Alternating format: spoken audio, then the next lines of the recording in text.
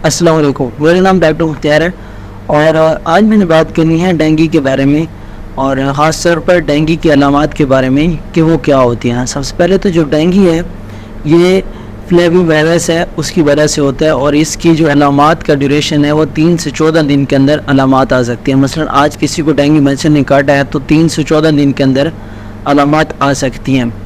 और जो इसकी अलामात हैं उसमें ये होता है कि 5 से 10% लोगों में तो अलामात आती हैं, 90 से जो है 95% लोगों में अलामात आती नहीं और उनमें ज़्यादातर बच्चे होते हैं, क्योंकि बच्चों के अंदर डेंगू वायरस जहाँ पे अटैक करता है वो रिसेप्टर मैच्योर नहीं होते, तो इसीलिए अक्सर बच्चों में अलामात आती नहीं है।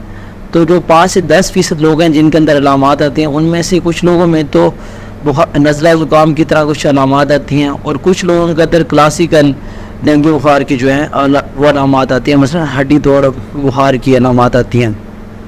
उसके अंदर जो अलामात हैं उसमें सर में शदीद दर्द होता है, आँखों के पीछे दर्द होता है, पट्ठों में बहुत शदीद दर्द होता है, कमर में दर्द होता है इसके अंदर।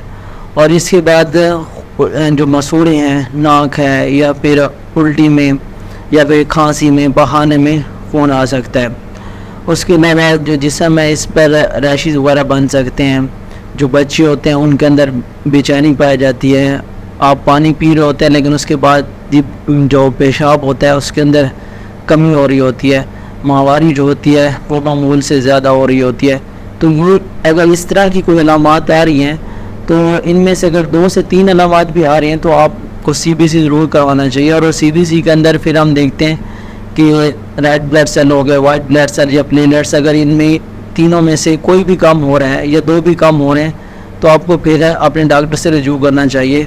या फिर अगर जैसे वाइट ब्लड सेल हैं ये 4000 से कम हो रहे हैं, प्लेटलेट्स 1 लाख से कम हो रहे हैं, तो फिर इन पेशेंट को हॉस्पिटल में एडमिट किया जाता है और फिर इनका आगे फर्दर ट्रीटमेंट किया जाता है।